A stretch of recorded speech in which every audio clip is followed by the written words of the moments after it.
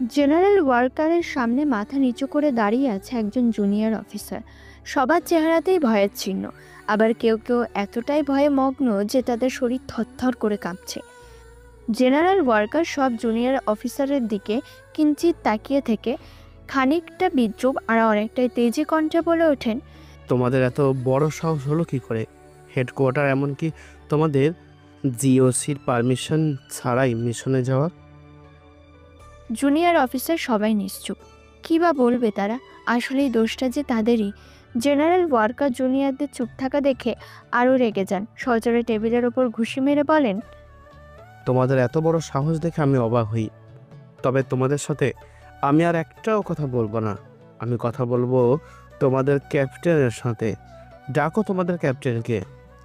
Junior অফিসাররা এতক্ষণ ভয়ে ভয়ে থাকলেও তাদের ক্যাপ্টেনকে ডাকার কথা শোনা মাত্র তাদের চেহারা থেকে ভয়ের চিহ্নটা মুছে যায়, আর সেখানে জমা হয় আত্মবিশ্বাস। জুনিয়রদের মধ্যে থেকে একজন লেফটেন্যান্ট বলে ওঠে, স্যার, আমাদের ক্যাপ্টেন সাব্বির আহমেদ। তিনি মিশনে গিয়ে খানিকটা আহত হয়েছেন। ক্যাপ্টেন সাব্বিরের নামটা শুনে জেনারেল ওয়ার্কার একটু শান্ত হন, তবুও কড়া গলায় বলেন, তা কোথায় তোমাদের সেই ক্যাপ্টেন এখন? সে কি সুস্থ আছে নাকি অবস্থা ক্রিটিক্যাল? স্যার, আমাদের ক্যাপ্টেন এখন মোটামুটি সুস্থ এবং তিনি এখন সিএমএইচের চিকিৎসারত অবস্থায় আছে। জুনিয়র অফিসার রাতুলের কথা শুনে জেনারেল ওয়ার্কার মাথাটা তুলে তাকান 43 ডিভিশন জিওসি আবদুল্লাহ চৌধুরীর দিকে। তিনিও তাকান জেনারেলের দিকে। জেনারেল ওয়ার্কার খানিকক্ষণ তাকিয়ে থেকে বলেন, মেজর জেনারেল আবদুল্লাহ সাহেব, আপনাকে এইরকম কমান্ডবিহীন এবং জবাবদিহিতার শাস্তি পেতে হতো। তবে মিশনটা যেহেতু ক্যাপ্টেন সাব্বির আহমেদ নেতৃত্ব দিয়েছে, তাই আপনার শাস্তি মওকুফ করা হলো। মেজর জেনারেল আবদুল্লাহ মাথাটা নিচু করে নেন এবং জেনারেল ওয়ার্কারের মিটিং রুম থেকে বের হয়ে যেতে যেতে লেফটেন্যান্ট রাতুলকে বলেন, তোমাদের প্রমোশনের 12টা বেজে যাবে, নিশ্চিন্তে থাকো। আর হ্যাঁ, তোমাদের ক্যাপ্টেন সাব্বিরকে বলে দেবে যে সে সামান্য একজন কোম্পানির কমান্ডার। তার উপর আরও অনেক সিনিয়র রয়েছে। তার আন্ডারে মাত্র 3 থেকে 4 জন লেফটেন্যান্ট আর 120 জনের মতো টিম মেম্বার রয়েছে। তাকে বড় কোনো মিশনে যেতে হলে অবশ্যই উপর মহলের হুকুম নিতে হবে। মেজর জেনারেল আবদুল্লাহ এবার মুখ খোলেন, স্যার, আমি মানছি আপনার কথা সঠিক, তবে দেশের স্বার্থে এবং জনগণের ভালোর জন্য আমাদের কখনই উপর মহলের হুকুমের আশায় বসে থাকলে চলবে না। জেনারেল ওয়ার্কার কড়া চোখে তাকান আবদুল্লাহ সাহেবের দিকে। খানিকক্ষণ চেয়ে থেকে হালকা হেসে বলেন, হ্যাঁ, তা ঠিক। তবু বড় বড় মিশনে যেতে হলে সৈন্যের সংখ্যা বেশি হওয়া প্রয়োজন। তা ভুললে চলবে না আবদুল্লাহ। আমি হেডকোয়ার্টারে ফিরে যাচ্ছি। ক্যাপ্টেন সাব্বির সুস্থ হলে তাকে দ্রুত হেডকোয়ার্টারে পাঠিয়ে দিবে। কথাটা বলে ওয়ার্কার চলে যায়। মেজর জেনারেল আবদুল্লাহ সহ বাকি সবাই স্যালুট করে বিদায় জানান তাকে। জেনারেল ওয়ার্কার সেনা হেলিকপ্টারে হেডকোয়ার্টারের উদ্দেশ্যে রওনা হওয়ার পরই মেজর জেনারেল আবদুল্লাহ সাহেব এগিয়ে যান লেফটেন্যান্ট রাতুলের দিকে। তারপর বলে ওঠেন, রাতুল, এসব কি? কোনগুলো স্যার? আমার সাথে মস্করা করো রাতুল। মনে রাখো, আমি তোমার অনেক সিনিয়র অফিসার। আমি তোমাদের সাথে ফ্রেন্ডলি আচরণ করি বলে মাথায় চেপে বসো না। Sorry sir. যাই হোক, এখন বলো, ক্যাপ্টেন সাব্বির হঠাৎ কেন এমন মিশনে চলে গেল? তার কি উচিত ছিল না আমাকে একটাবার ইনফর্ম করার? স্যার, আমি আমাদের ক্যাপ্টেনের হয়ে আপনার কাছে ক্ষমা চাচ্ছি। তবে পরিস্থিতি এতটা বাজে ছিল যে আমরা অতটা সময় পাইনি আপনাকে ইনফর্ম করার। আজ জেনারেল স্যারকে সামনে নিয়েছি, তাছাড়া ক্যাপ্টেন সাব্বিরের বদলে অন্য কাউকে থাকলে কপালে ভয়ঙ্কর দুঃখ ছিল। কথাটা বলে মেজর জেনারেল আবদুল্লাহ কপালে জমে থাকা বিন্দু বিন্দু ঘামগুলো বাম হাত দিয়ে মুছে নেন। রাতুল মেজর সাহেবের অবস্থা দেখে মিটিমিটি হাসেন। রাতুলের দেখা দেখি বাকি দুজন লেফটেন্যান্ট আবির এবং তিথিও হেসে দেয়। বাকি 4 জন সেকেন্ড লেফটেন্যান্ট নিশ্চুপ। তারা এখনও ভয়ের মধ্যেই আছে, কারণ তাদের সামনে সবাই সিনিয়র। তাদের কিছু না হলেও পান থেকে চুন খসলে তাদের চাকরি নিয়ে টানাটানি পড়ে যায়। মেজর জেনারেল আবদুল্লাহ নিজেও কিছুটা হেসে বলেন, যাই হোক, আমাদের জেনারেল স্যার কিন্তু সাব্বির ক্যাপ্টেনকে বেশ বেশি রেসপেক্ট এবং ছাড় দেন। কিভাবে বুঝলেন স্যার? কিভাবে আবার যতক্ষণ না জেনেছিল কে লিড দিয়েছে মিশনে ততক্ষণ বেশ আগুনে মেজাজ ছিল। আর যে ক্যাপ্টেন সাব্বিরের নাম শুনলো অমনি বিড়াল হয়ে গেল। স্যার, আমাদের এখন আসতে হবে। ক্যাপ্টেনের কি অবস্থা সে বিষয়ে একটু খোঁজ নিতে হবে। স্যার, সিএমএইচে ভর্তি আছে আবিদ, চিন্তার কিছু নেই। তাছাড়া কর্নেল শফিউল আলম স্যার ওখানে গিয়েছে। বাবা, এখানে আবার কর্নেল স্যারও চলে এসেছে। না এসে উপায় আছে স্যার? আমাদের এই 43 ডিভিশনের বেস্ট ক্যাপ্টেন হলো সাব্বির স্যার, আমাদের এত সম্মান অর্জনের পথ প্রদর্শক। মেজর জেনারেল আবদুল্লাহ মাথা নাড়িয়ে হ্যাঁ সূচক জবাব দিলেও মনে মনে তার একটু রাগই হয়। তবুও হালকা হেসে বলেন, ঠিক আছে, তোমরা ক্যান্টনমেন্টে থাকো, আমি সিএমএইচে গিয়ে খোঁজ নিয়ে আসি। কথাটা বলে বেরিয়ে যান তিনি। সাথে সাথে রাতুল কমান্ডারের সুরে বাকি সৈন্যদের বলেন, টিম মেম্বারগণ, তোমরা এখন নিজেদের ডিউটিতে ফিরে যেতে পারো। টিম মেম্বাররা রাতুলদের স্যালুট করে বেরিয়ে যান। রাতুল আবারও আবির আর তিথির দিকে তাকিয়ে বলে, তোমরাও এসো, আমাদের আবার বিকেলে যেতে হবে সিএমএইচে, মনে রেখো। Okay sir. সম্মিলিত সামরিক হাসপাতাল সিএমএইচে ভিআইপি বেডে বাম হাতে ব্যান্ডেজ করা অবস্থায় শুয়ে আছে ক্যাপ্টেন সাব্বির আহমেদ। পাশে বসে আছেন কর্নেল শফিউল আলম। এমন সময় সেখানে প্রবেশ করে মেজর জেনারেল আবদুল্লাহ। সাব্বির আর শফিউল আলম তৃতীয় কারো উপস্থিতি টের পেয়ে মাথা ঘুরিয়ে তাকান দরজার দিকে। মেজর জেনারেল আবদুল্লাহকে দেখে দ্রুত কর্নেল শফিউল আলম স্যালুট করে। মুচকি হেসে বলেন, স্যার, আপনিও এসেছেন? না এসে উপায় আছে শরীফুল, ছেলেটা এমন দায়িত্বহীন কাজ করে যে কি বলবো। স্যার, শুনলাম হেডকোয়ার্টার থেকে নাকি জেনারেল স্যারও এসেছিল। জি, কোনো রকমে তাকে বুঝিয়ে পাঠিয়েছি। কর্নেল শফিউল আলম মুচকি হেসে বলেন, সাব্বির সাহেব তো গুলি খেয়েছে বাম হাতে। ছেলেটাকে নিয়ে মাঝে মাঝে পারি না, বুঝলেন স্যার? সে বুঝলাম, কিন্তু সাব্বির, তুমি কেমন মিশনে গিয়েছিলে যে আমাদের না বলে তোমার আন্ডারের পুরো টিম মেম্বার নিয়ে গিয়েছিলে? সাব্বির ধীরে ধীরে মুখ খুলে, স্যার, ভোর রাতে হকনেন প্লুটন 2 এর লেয়াবির ড্রোন উড়ানোর সময় অনেকগুলো রেড ডট নজরে আসে, যারা জঙ্গলের মাঝে খুব দ্রুত ছোটাছুটি করছিল। তারপর? বিষয়টা দেখার সঙ্গে সঙ্গে লেফটেন্যান্ট আবির আমাকে জানায়। আমি দ্রুত ফোর্সকে রেডি করতে বলি। আমার কিছু টিকটিকির সাথে যোগাযোগ করে দ্রুত নিশ্চিত হই এরা মায়ানমার থেকে আসা কিছু বিদ্রোহী দলের সদস্য। হ্যাঁ হ্যাঁ, তারপর? নিজের স্বাধীন দেশে দেশের গর্বিত সেনা সদস্য হয়ে বিষয়টা আমার মোটেও পছন্দ হয়নি স্যার। যার কারণে সেই মুহূর্তে আমি ফোর্স নিয়ে বেরিয়ে পড়ি এবং সবগুলোকে ক্রস ফায়ার করে তবেই শান্ত হই। তবে দুর্ভাগ্য, আমার হাতে শত্রুর ছোড়া একটা বুলেট লাগে। বুঝলাম, কিন্তু আবির, তুমি কি ভুলে যাচ্ছ তুমি 43 ডিভিশন থেকে এসেছো? তোমার কাজ এটা নয়, তুমি এখানে নতুন। তাছাড়া 24 ডিভিশনের ক্যাপ্টেন এবং লেফটেন্যান্টরাও এখনো সেনানিবাসে আছে। কই, তারা তো এমন কোনো মিশনে যায়নি।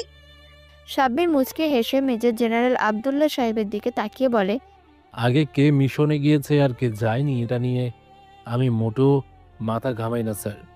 আমার লক্ষ্য একটাই, দেশকে শত্রু মুক্ত করা। এতে আমি শহীদ হলেও হব, তবু কাউকে এক চুল পরিমাণ ছাড় দেব না। মেজর জেনারেল আবদুল্লাহ খানিকক্ষণ চুপ থেকে কিছু একটা ভাবেন। তার নিঃশব্দে কেবিন থেকে বেরিয়ে যায়। শফিউল আলম ও স্যারকে বেরিয়ে যেতে দেখে বের হয়ে যায়। সাব্বির শরীরটা এলিয়ে দেয় বেডের সাথে। শরীরে ক্যানেলার লাগানো, এক ফোঁটা করে ওর শরীরে স্যালাইন প্রবেশ করছে। এসবের প্রয়োজন ছিল না, তবুও লাইফলাইন প্লাটুন 3 এর কমান্ডার তিথির জোড়াজড়িতে দিতে হয়েছে। মেয়েটা বেশ কড়া, একবার যা ভাবে তা করেই ছাড়ে। সে সকাল 7টা থেকে বেডে শুয়ে আছে, এখন বাজে 11টা। বেশ বিরক্ত বোধ করছে সে একা একা। এমন সময় লেফটেন্যান্ট তিথির আগমন, হাতে ফলের ছড়ি। সাব্বির এক পলক তিথির দিকে তাকিয়ে চোখটা নামিয়ে নেয়। তিথি খানিকটা হেসে বলে, স্যার। বলুন কমান্ডার তিথি। এখন কেমন বোধ করছেন? আগে ভালো বোধ করছিলাম, তবে এখন কেন যেন নিজেকে বেশ অসুস্থ লাগছে। তিথি বেশ ব্যস্ত হয়ে যায়, উৎকণ্ঠা নিয়ে বলে, কে কেন স্যার, আপনার শরীর কি দুর্বল বোধ হচ্ছে? কুল ডাউন মিস তিথি, আমি ভালো আছি। তবে এই স্যালাইনের বোতল আর ক্যানেলার দিকে যতবার চোখ পড়ছে ততবারই কেন যেন আমি অসুস্থ বোধ করছি। আপনিও না স্যার বেশ মজা করতে পারেন। না না, আমি সিরিয়াস। আমি আসলেই খারাপ বোধ করছি। আচ্ছা, আপনাকে আমি কতবার বললাম আমার শরীর দুর্বল নয়, তবুও জোর করে আপনি আমায় হাসপাতালে শুয়ে রেখে দিলেন। আমি মেডিকেলের দায়িত্বে আছি। আমি দায়িত্বটা আমার চেহারা দেখে পাইনি, সেটা আমি আমার মেধার পরিশ্রম দিয়ে অর্জন করেছি। আপনি কেমন বোধ করছেন না কি হবে পরবর্তীতে স্যালাইন না দিলে তা আমি বুঝি, তাই দয়া করে আমার কাজে হস্তক্ষেপ না করলে খুশি হব। ওকে ওকে মিস তিথি, আপনি আপনার কাজ করুন, আমি চুপ করলাম। তিথি এগিয়ে এসে সাব্বিরের হাতের পালস চেক করে একে একে হার্টবিট চোখ পরীক্ষা শেষে তিথি বলে ওঠে, জ্বর এসেছে স্যার ভীষণ, আর এই কারণেই আপনার অসুস্থ বোধ হচ্ছে। তাই হবে হয়তো, কেন যেন মাথাটা চক্কর দিচ্ছে। আচ্ছা, শুনলাম জেনারেল স্যার এসেছিল ক্যান্টনমেন্টে। জি, এসেছিলেন এবং চলেও গিয়েছেন। সাথে আপনি এই সুস্থ হওয়া মাত্রই আপনাকে যেতে বলেছেন হেডকোয়ার্টারে। ধুর, ভালো লাগে না। কোথাও একটু এনজয়মেন্ট করব তা নয়, এক স্যার জীবন তেনা তেনা করে দিল। এখন তো স্যার তেনা তেনা মনে হতেই পারে, তবে হেডকোয়ার্টারে গেলে আরো কিছু হয়তো অনুভব করবেন। সাব্বির মুচকে হেসে বলে, তিথি, নিজের ডিউটিতে মনোনিবেশ করো, অহেতুক সময় নষ্ট করে আর কাজ নেই। তিথি সাব্বিরের এমন হঠাৎ মুড পরিবর্তন দেখে অবাক হয়, তবুও নিজেকে সামলে নিয়ে বলে, জি স্যার। সাব্বির আর চোখে তিথির মন খারাপ করাটা দেখে, তবুও না দেখার ভান করে বলে, বাসায় কখন যেতে পারবো আমি? স্যার আমাদের বাসা নেই, আমরা ক্যান্টনমেন্টে থাকি। কিন্তু আমি থাকি না মিস, আমি আমার ভাড়া করা ফ্ল্যাটে থাকি। যাই হোক, ক্যানালার শেষের দিকে খুলে দিন ওটা, হয়তো রক্ত উঠে যাবে। তিথি সযত্নে ক্যানেলার খুলে দিয়ে পট্টি মেরে দেয়। তারপর, স্যার তবে কি চলে যাবেন? হাতে বেশ ব্যথা করছে, তবুও বাসায় যাব। একটা লম্বা ঘুম দিয়ে হয়তো বিকেলে ক্যান্টনমেন্টে যাব। পরিস্থিতি ভালো না স্যার, আপনাকে আগামীকাল হয়তো ঢাকা হেডকোয়ার্টারে যেতে হবে। হেলিকপ্টার রেডি করতে বলেছে জিওসি স্যার। কোনো সমস্যা নেই, আমি যাব। যাই হোক, আসছি। সাব্বির উঠে দাঁড়িয়ে বের হয়ে আসে সিএমএইচ থেকে। পেছন পেছন তিথিও এগিয়ে এসে দাঁড়ায় সাব্বিরের পাশে। সাব্বির আর চোখে তিথির দিকে তাকায়। তিথি স্যালিউট দিয়ে বলে, স্যার গাড়ি রাখা আছে, চলুন নামিয়ে দিয়ে আসি। সাব্বির কথা বাড়ায় না, চুপিসারে গাড়িতে গিয়ে বসে। গাড়িতে আর কথা হয় না ওদের। ক্যান্টনমেন্ট থেকে 20 মিনিট দূরেই সাব্বিরের ফ্ল্যাট। দুদিন পর নিজের ফ্ল্যাটে এসে প্রবেশ করতেই কেন যেন দু চোখে ঘুমের পাহাড় জমা হতে থাকে। নিজের ক্লান্ত দেহকে আর ধরে রাখতে চায় না সে। দরজাটা লক করে বিছানায় শুয়ে পড়ে। নিজের চিরচেনা বিছানায় শুয়ে ঘুমিয়ে পড়ে। 43 ডিভিশনের জিওসি মেজর জেনারেল আবদুল্লাহ সাহেব রাউন্ড টেবিল মিটিং বসিয়েছেন। একে একে বসে আছেন মেজর জেনারেল আবদুল্লাহ সাহেব, brigadier Sakhawat Hossain, colonel Shafiul Alam, major ডালিম। সবাই নিশ্চুপ। এমন সময় গলা খাকারি দিয়ে মেজর জেনারেল আবদুল্লাহ সাহেব বলে ওঠেন, ক্যাপ্টেন সাব্বিরের সাহস দেখছেন?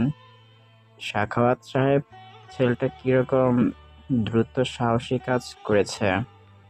জি স্যার, ছেলেটার মিশন সম্পর্কে আমি জেনেছি। মিশনটা গুরুত্বপূর্ণ ছিল, আর কম অস্ত্র নিয়ে ছেলেটা মিশন কমপ্লিট করেছে। আমাদের তার প্রশংসা করা উচিত। আপনার তো বলে শেষ, এদিকে আগামীকাল হেডকোয়ার্টারে যেতে হবে। ভাবতে পারছেন কিরকম জেরার মুখে পড়বো আমি? স্যার, ছেলেটা একটু পাগলাটে, বুঝলেন?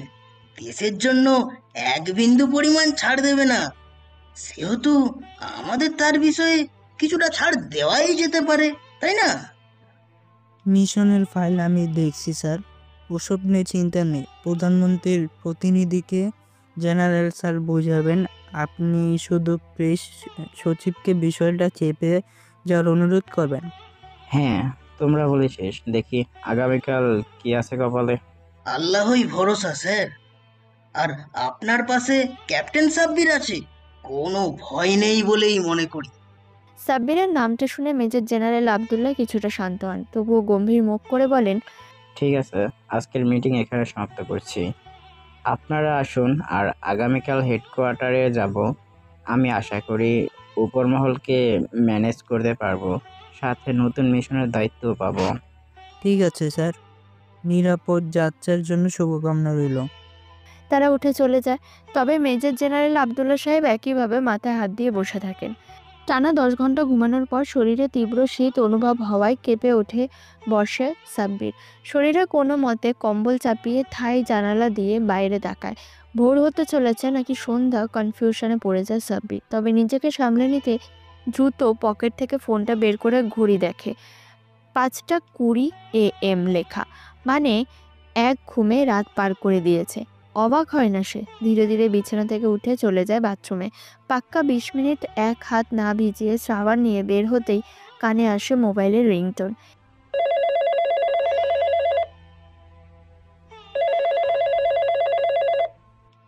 এগিয়ে গিয়ে মোবাইলটা হাতে নিয়ে দেখে ব্রিগেডিয়ার সাখাওয়াত হোসেনের ফোন।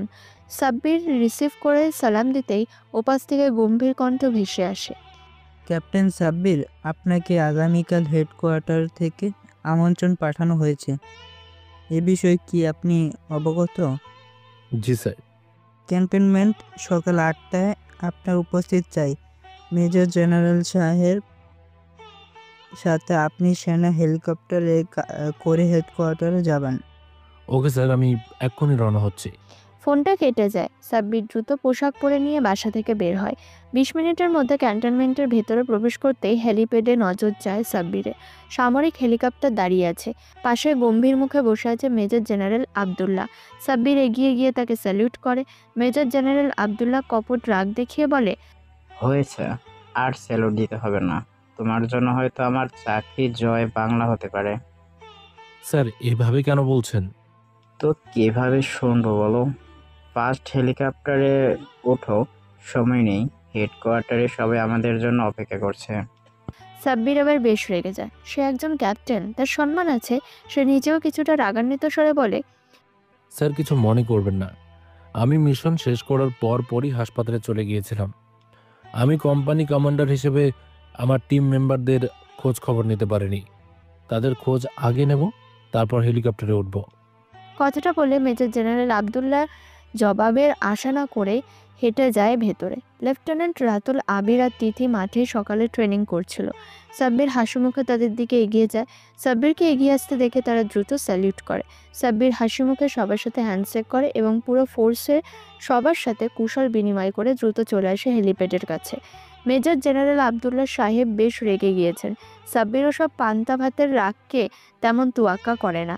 হেলিকপ্টারের সামনের সিটে বসে পড়ে। আর্মি সদর দপ্তরের হেলিপ্যাডে হেলিকপ্টার ল্যান্ড করে।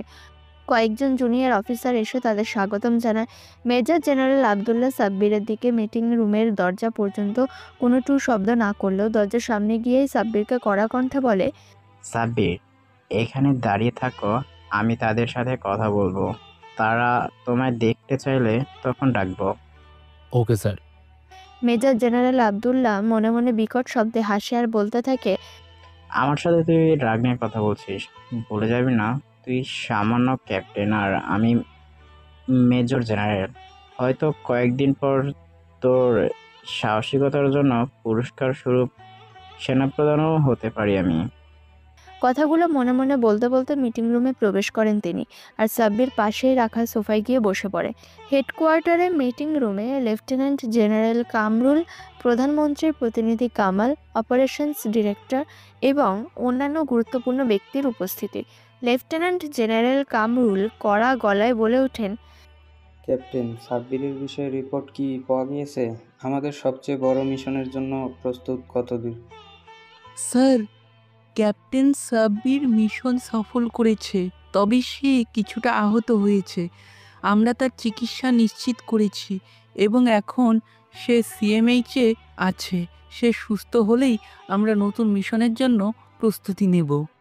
এই ধরনের সাহসী কাজ দেশের জন্য খুবই গুরুত্বপূর্ণ, কিন্তু সাব্বিরকে প্রয়োজনীয় অনুমতি ছাড়াই মিশনে পাঠানো হয়েছিল। এটার জন্য কি পদক্ষেপ নেওয়া হবে? লেফটেন্যান্ট জেনারেল কামরুল কঠোরভাবে বলেন, আমি জানি, তবে দেশের নিরাপত্তা সবার আগে। সাব্বিরের মতো সেনারা আমাদের গর্ব, কিন্তু আমাদের নিয়ম মেনে চলা উচিত। আমি নিশ্চিত করব যে কোনো সামরিক মিশন হেডকোয়ার্টারের অনুমতি ছাড়া পরিচালিত হবে না।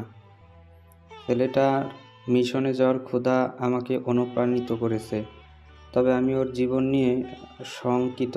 ইন্টেলিজেন্স চিফ নাসির উদ্দিন শান্তভাবে বলেন, স্যার, আমি জানি ক্যাপ্টেন সাব্বিরের টিম খুবই দক্ষ। ক্যাপ্টেন সাব্বিরের অসাধারণ ল্যান্ডিং ক্ষমতা রয়েছে। আমরা ওদের কাছ থেকে পরবর্তী অভিযান নিয়ে বেশ কিছু তথ্য পেয়েছি। আগামী মিশনে আমি ইন্টেলিজেন্স সাপোর্ট বাড়ানোর পরামর্শ দিয়েছি। প্রেস অফিসার শাহিন আলম এতক্ষণ চুপ থাকলেও এবার তিনি বলেন, সামরিক রিপোর্ট এবং পরিবর্তন মিশনের জন্য টেস্ট রিলিজ তৈরি হচ্ছে, তবে জনমানুষের নিরাপত্তা নিয়ে কোনো বিভ্রান্ত তৈরি হতে পারে, তাই আমাদের সাবধানে থাকতে হবে। আমি চাইছি এমন নিউজ না প্রকাশ করাই ভালো, যেহেতু কোনো সেনা হতাহত হয়নি এবং মিশন সফল হয়েছে। স্টাফ অফিসার আলী হোসেন বলেন, মিশনগুলো আরো কার্যকরভাবে পরিচালনা করতে হলে আমাদের টিমের মধ্যে সমন্বয় বাড়ানো উচিত। বিভিন্ন বিভাগ একে অপরের সাথে সঠিকভাবে কাজ করলে পরবর্তী মিশন আরো সফল হবে। ডিফেন্স সচিব সাইফুল ইসলাম গম্ভীর কণ্ঠে বলেন, যেহেতু দেশের নিরাপত্তা সবচেয়ে গুরুত্বপূর্ণ, আমাদের সেনাদের মধ্যে কোনো ধরনের ভুল বোঝাবুঝি বা অনুমতির অভাব থাকতে পারে না। আমরা সবাই এই বিষয়ে দায়িত্বশীল। আমরা তাদের সর্বোচ্চ অনুমতি এবং সাপোর্ট দেব। দেশের নিরাপত্তার জন্য আমরা সকলেই এক। লেফটেন্যান্ট জেনারেল কামরুল শান্ত এবং নরম গলায় বলেন, ঠিক বলেছেন সাইফুল সাহেব, তবে সবার আগে আমাদের বাহিনীর সদস্যদের আত্মবিশ্বাস আর সতর্কতার বজায় রাখতে হবে। আমি ক্যাপ্টেন সাব্বির এবং তার টিমের কাজে প্রশংসা করি, কিন্তু পরবর্তী সময়ে এমন ঘটনার পুনরাবৃত্তি যেন না ঘটে, সেজন্য আমি সংশ্লিষ্ট সবাইকে সুনির্দিষ্ট নির্দেশনা দেব। আবারও কিছুক্ষণ নীরবতা। তারপর সাববিদ্যার কমান্ডার 43 ডিভিশনের মেজর জেনারেল আবদুল্লাহ চৌধুরী বলেন, স্যার, ক্যাপ্টেন সাব্বির একজন নায়কের মতো কাজ করেছে, তবে এই ধরনের পদক্ষেপের জন্য আমাদের অবশ্যই কড়া নজর রাখতে হবে। আমি নিশ্চিত তার দক্ষতা এবং সাহসের জন্য সে শীঘ্রই প্রশংসিত হবে, তবে তার বিহেভিয়ার খুবই বাজে। সে সিনিয়রদের অতিরিক্ত প্রজেক্ট দিলেও সিনিয়রদের একদম মানতে চায় না। এখানে আসার আগেও আমার কমান্ডো সে মানতে চায়নি। আমি অনুরোধ করব তাকে ডিমন্ট পয়েন্টের সাথে প্রমোশন আটকে দিতে। মেজর জেনারেল আবদুল্লাহর বলা কথাগুলো শুনে উপস্থিত সকলেই মিটিমিটি হাসেন। খানিকক্ষণ হাসার পর লেফটেন্যান্ট জেনারেল কামরুল গম্ভীরভাবে বলেন, হ্যাঁ, তবে প্রমোশন এবং সিদ্ধান্তে আগে নিয়মিত সমন্বয় করতে হবে। দেশের নিরাপত্তা এবং বাহিনীর সমন্বয় সবচেয়ে গুরুত্বপূর্ণ। আমি আপনার মতামত গ্রহণ করছি। আমাদের সেনাপ্রধান এই মুহূর্তে অসুস্থ, তাই তিনি এখানে উপস্থিত নেই। আশা করছি আগামী মিটিংয়ে তিনি উপস্থিত থাকবেন। অবশ্যই স্যার, আমি জানি আমাদের সেনারা এই ধরনের পরিস্থিতিতে সবসময় সেরা কাজ করবে, তবে এটি গুরুত্বপূর্ণ যে আমরা আমাদের নিয়তীয় নির্দেশনাগুলি সঠিকভাবে অনুসরণ করি, সেই সাথে সেনাপ্রধানও সুস্থতায় কামনা করি। ঠিক আছে, আব্দুল সাহেব এবং সাব্বিরকে রুমে আসার জন্য বলুন। তার সাথে সকলের পরিচয় করিয়ে দিই। মেজর জেনারেল আবদুল্লাহ দরজায় দাঁড়িয়ে থাকা সৈনিককে ইশারা করে। একটু পর সাব্বির মিটিং রুমে হাজির হয়ে সবাইকে স্যালিউট করে একটা চেয়ারে গিয়ে বসে। লেফটেন্যান্ট জেনারেল কামরুল সাব্বিরকে গম্ভীরভাবে দেখেন, তারপর লজিস্টিক্স প্রধান ব্রিগেডিয়ার জেনারেল রাশেদুল হাসানের দিকে তাকিয়ে বলেন, রাশিদুল সাহেব ক্যাপ্টেন সাব্বিরকে নিয়ে মিটিং শেষে বসবে। তার কি কি অস্ত্র প্রয়োজন এবং মিশনে কি কি দরকার তা জেনে নিবে। Okay sir. ক্যাপ্টেন সাব্বির, আমি তোমার সাহসিকতার জন্য অত্যন্ত খুশি, তবে তোমার এমন কাজ দ্বিতীয়বার আমি সাপোর্ট করব না। তুমি আর্মির একজন গর্বিত সৈনিক। যাই হোক, কথা বাড়াবো না। তুমি দ্রুত হেডকোয়ার্টারের CMH-এ যাও, সেখানে নিজের স্বাস্থ্য পরীক্ষা করাও। তোমাকে আগামী মিশনের জন্য প্রস্তুত হতে হবে। সাব্বির মাথা নাড়িয়ে বেরিয়ে আসে মিটিং রুম থেকে। লেফটেন্যান্ট জেনারেল কামরুল শান্ত ভঙ্গিতে মেজর জেনারেল আবদুল্লাহর দিকে তাকিয়ে বলেন, সঠিকভাবে লিড করুন আপনার ডিভিশনকে। আপনার মধ্যে অনেক খামখেয়ালি, অহংকার এবং দাম্ভিকতার বিষয়টি লক্ষ্য করছি। আপনার সব খবরই নিয়েছি। হেলিপোর্টে আপনার ব্যবহারে ক্যাপ্টেন সাব্বিরের বিচক্ষণতার বিষয়ে আমি অবগত। আশা করছি পরবর্তীতে আপনি সতর্ক হবেন। মেজর জেনারেল আবদুল্লাহ মাথাটা নিচু করে সব শোনেন এবং মনে মনে রাগে ক্ষোভে জ্বলতে শুরু করেন, তবে নিজেকে শান্ত রেখে বলেন, আমি ক্ষমা প্রার্থী, আগামীতে আমি আর এমন ভুল করব না। এটা স্কুল নয় যে এভাবে ক্ষমা চাইবেন আর পেয়েও যাবেন। তবে এখানে সেনাপ্রধান নেই বলে আজকের মতো ক্ষমা করা হলো। আপনি এক্ষুনি ফিরে যেতে পারেন আপনার ডিভিশনে। ক্যাপ্টেন সাব্বিরের এখানে স্বাস্থ্য পরীক্ষা করা হবে। পরীক্ষা শেষে সেনাপ্রধানের মিটিং করে ফিরে যাবে Chattogram. Major general Abdullah salute করে বেরিয়ে যায়। লেফটেন্যান্ট জেনারেল কামরুল প্রেস সচিব শাহিন আলমের দিকে তাকিয়ে বলেন, শাহিন, আজকের মিটিংয়ের বিষয়ে যাবতীয় সব প্রকাশ করে দিও। আমি চাই দেশবাসী জানুক আজকের মতো মিটিং এখানে সমাপ্ত। আল্লাহ হাফেজ। কথাটা বলে মিটিং রুম ছেড়ে বেরিয়ে যান লেফটেন্যান্ট জেনারেল কামরুল সাহেব। হেডকোয়ার্টারের হসপিটালের বেডে শুয়ে আছে সাব্বির, পাশে একজন সাব্বিরের ক্ষত পরীক্ষা করছেন। তাকে ঘিরে উস্কুস চোখে তাকিয়ে আছে কয়েকটা ইন্টার্নশিপ করতে থাকা নার্স। সবার চোখে বিস্ময়কর ভাব, যেন কোনো এলিয়েন দেখছে। আসলে তাদের বোধ নেই মাঝারি গড়নের 6 ফুট 2 ইঞ্চি লম্বা, পেটানো জিম করা, মজবুত, উন্মুক্ত, হালকা লোমশ, সাদা ধবধবে বুক দেখে যে কেউ তাকিয়ে থাকবে। সাব্বির অনেকক্ষণ বিষয়টা এড়িয়ে যেতে চাইলেও একসময় মেজাজ হারিয়ে ডাক্তার লেফটেন্যান্ট কর্নেল তারিক মাহমুদকে বলে, ডক্টর তারিক মাহমুদ, প্লিজ নার্সগুলোকে বিদায় করুন। তাদের এমন চাহনি আমাকে ভীষণ লজ্জায় ফেলে দিচ্ছে। তারিক মাহমুদ কড়া চোখে নার্সগুলোর দিকে তাকিয়ে সাব্বিরকে বিনয়ের সাথে বলেন, ক্যাপ্টেনের আরেকটু ক্ষমতা আরেকবার ড্রেসিং করিয়ে দিচ্ছি আর ওদের শেখাচ্ছি, তো তাই ওরা এভাবে তাকিয়ে আছে। সাব্বির গম্ভীর কণ্ঠে বলেন, ওরা আপনার ড্রেসিং করা নয়, আমার বুকের দিকে ড্যাব ড্যাব করে তাকিয়ে আছে। আমি বেশ লজ্জা পাচ্ছি এতে। তাদের এভাবে তাকাতে বারণ করুন। যে শরীর বানিয়েছ ক্যাপ্টেন না তাকিয়ে উপরে আছে এমন পেটানো, আর এটাই প্যাকওয়ালা বডি, কম অফিসারই আছে। তার উপরে আমি অবাক হচ্ছি তোমার হাতের গুলি লেগে এফরকম হলেও তোমার হাড্ডিতে সামান্য একটু স্পট করেনি। রাখে আল্লাহ, মারিকে। আল্লাহর ইচ্ছেই সব হয়েছে স্যার। এখন প্লিজ হাতটা চালান। আমাকে আবার রাশিদুল হাসান স্যারের সাথে মিটিংয়ে বসতে হবে। তারিক মাহমুদ সাব্বিরের হাতটা খুব যত্ন করে ড্রেসিং করে দিয়ে পিঠ চাপড়ে বলে, ইয়াং ম্যান, খামখেয়ালি বানা ছেড়ে দাও। সবসময় ভাগ্য ভালো হবে না। আমি জানি তুমি আল্লাহর উপরে ভরসা রাখো, তবুও তোমাকে সাবধান হতে হবে। ধন্যবাদ স্যার।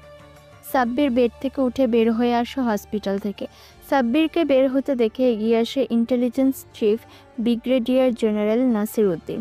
সাব্বির নাসির উদ্দিনকে দেখে বিনয়ের সাথে হাত বাড়িয়ে দেয়। দুজন হাসি মুখে হ্যান্ডশেক করে। নাসির উদ্দিন বলেন, এই যে ইন্টেলিজেন্স ক্যাপ্টেন সাব্বির হোসেন, বলুন কেমন আছেন? আলহামদুলিল্লাহ চিফ, ভালো আছি। আপনি কেমন আছেন? উত্তম। ভালো বলবো না, আবার খারাপও না।